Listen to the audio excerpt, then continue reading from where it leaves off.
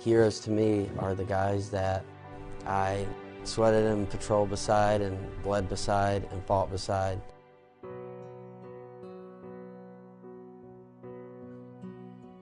I didn't know if our next move was going to be our last. But one of the things that I did know, if we die, we're going to die with honor.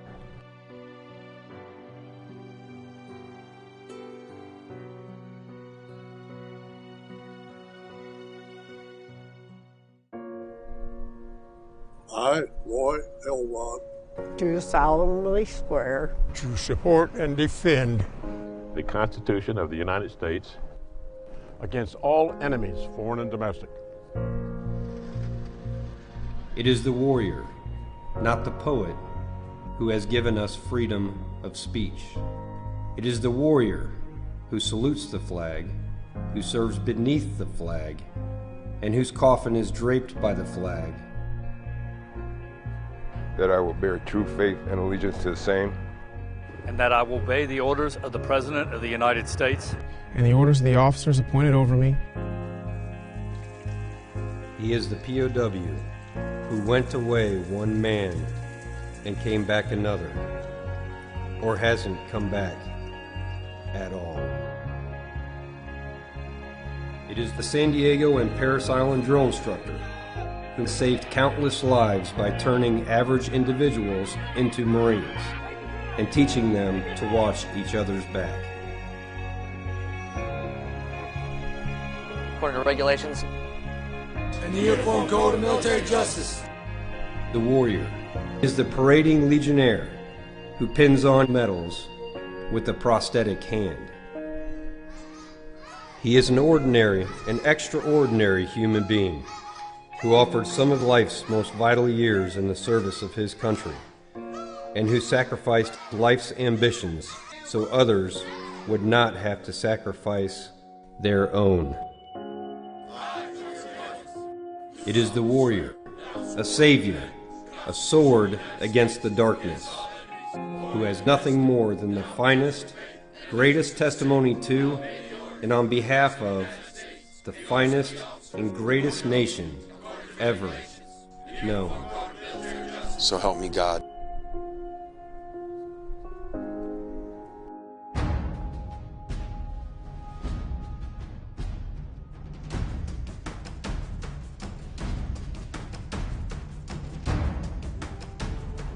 For 238 years, United States Marines have served our great nation with unfailing valor, bolstered by the enduring fortitude of one another, their families, and their friends. This is why each year on November the 10th, Marines from all generations gather together in groups both large and small to celebrate the birthday of our Corps and to reflect on our proud legacy. With our fellow warriors and beloved families, we congratulate each other and honor all those Marines who have gone before. They built our reputation as the most disciplined and honorable warriors to ever set foot on a battlefield. We have triumphed in every battle because our Corps is always focused on iron discipline and combat excellence. 2013 marks the anniversary of several touchstone battles in our celebrated history. The 70th anniversary of the 2nd Marine Division landing on Tarawa, the 45th anniversary of the Battle of Hue City, and the 10th anniversary of the march up to Baghdad. I was fortunate enough to be in one of the most extreme battles of the war, which is Tarawa. My 1 year in Vietnam was basically jungle warfare, where we experienced ambushes, fighting through the jungle, and suddenly on my final weeks in Vietnam, we are fighting conventional warfare, building to building. It was just such a big adjustment for all of us. and they started breaking out, you know, grenades and AT-4s and ammunition, and that's when it kind of sunk in. We're about to do something major. We loaded up and we drove to the outskirts of Fallujah. I was in the northwest corner, and I remember that berm, and we all got online, and we're looking down at this massive city with all the minarets.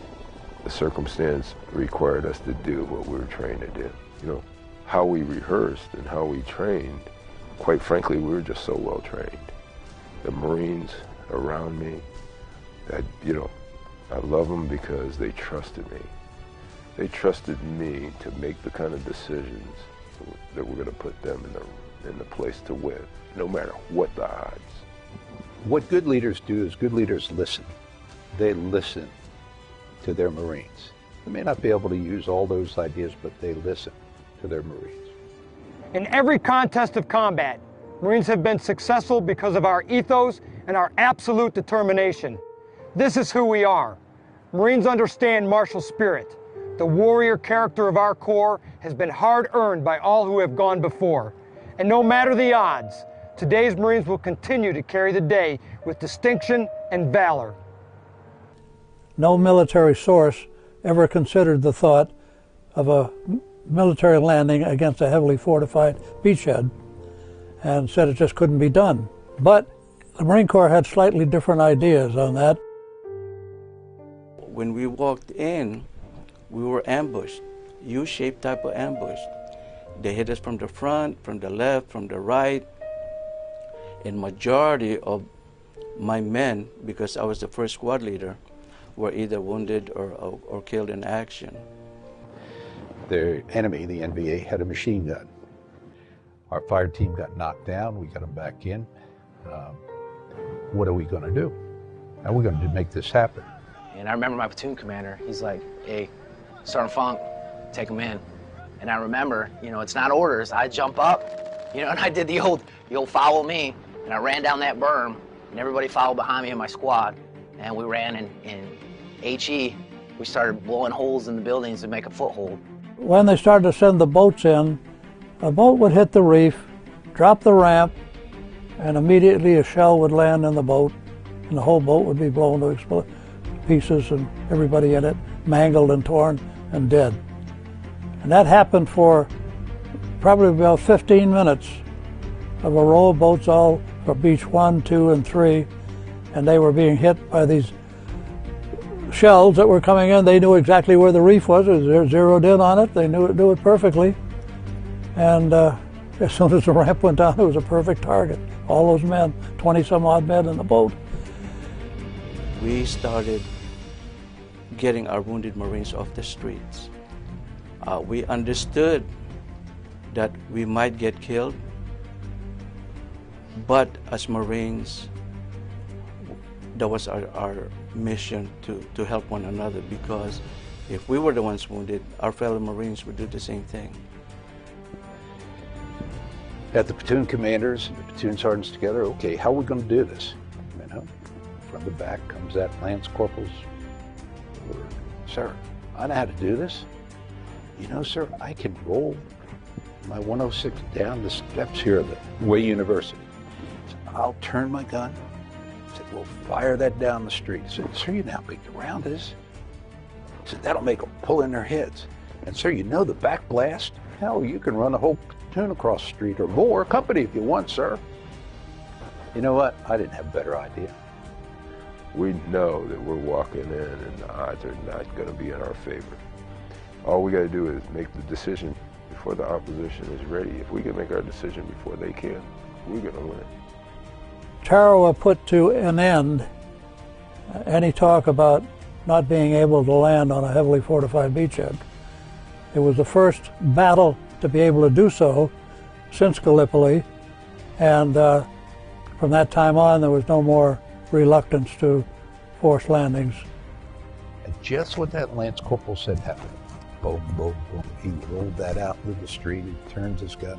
Rounds are cracking all around these two young men, and they're not worried. The rounds are cracking, and they're going to take care of it. They fired the 106. Well, it goes boom. That big round tore down the street. The back blast went up. We ran a platoon across the street, provided the supporting fires to Fox Company. Now, you know what that's called? That's called Lance Corporal Ingenuity and PFC Power. It's alive and well today. I see it everywhere in the force. I see it everywhere in our Corps, just like I saw it then. Marines who fought in these epic battles each made their own mark upon the history of our Corps. They passed a rich and illustrious legacy on to us. It's ours to jealously guard. It's up to us to make our own marks and thus proudly pass it on to generations of Marines that will follow. When you're asking people to risk their lives, you don't have to talk. You can't talk. You can't talk the talk. You got to just step out there.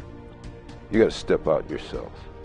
If I expect a Marine to my right and my left to follow me, I got to take a step.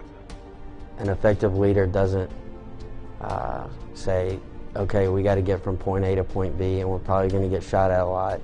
Y'all go ahead. A good leader, by the time he has it out of his mouth, he's already on the way and you're right there, right step behind him. The most important part of my job is to take care of the Marines, take care of their families, and make sure that they're doing their jobs, not just for themselves, but for America. Anybody who raises their right hand and willing to give their, willing to sacrifice, their life to come over and go and protect their beliefs is a hero in my book. As I used to tell them, officers forward. Officers forward. When we're moving forward, the officers are forward. When we're moving back, the officers are at the back. We're the first in and last out.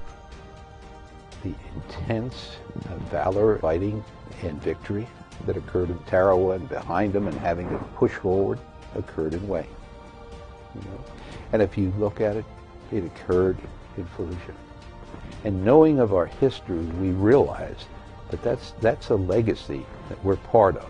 That first, we can't let that legacy down as individual Marines. But we also know that it's our job to build upon that legacy.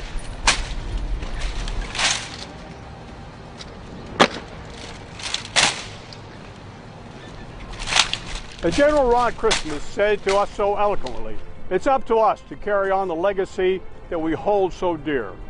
As we celebrate 238 years of defending our Constitution and the American people, Sergeant Major Barrett and I want you to know how proud we are of all of you. Because of you, gathered here tonight, our Corps remains strong, ready to respond to any crisis in any climate and place. Remember that America keeps an insurance policy, a hedge against uncertainty. It's called the United States Marine Corps. You are it, Marines. Continue to prepare for the next fight, do great deeds, and endure. Marines and sailors, the future of our Corps rests upon your shoulders. It's up to us, today's generation of Marines, to uphold our reputation and to keep our honor clean. Stay alert and stay ready. Happy birthday, Marines, and Semper Fidelis.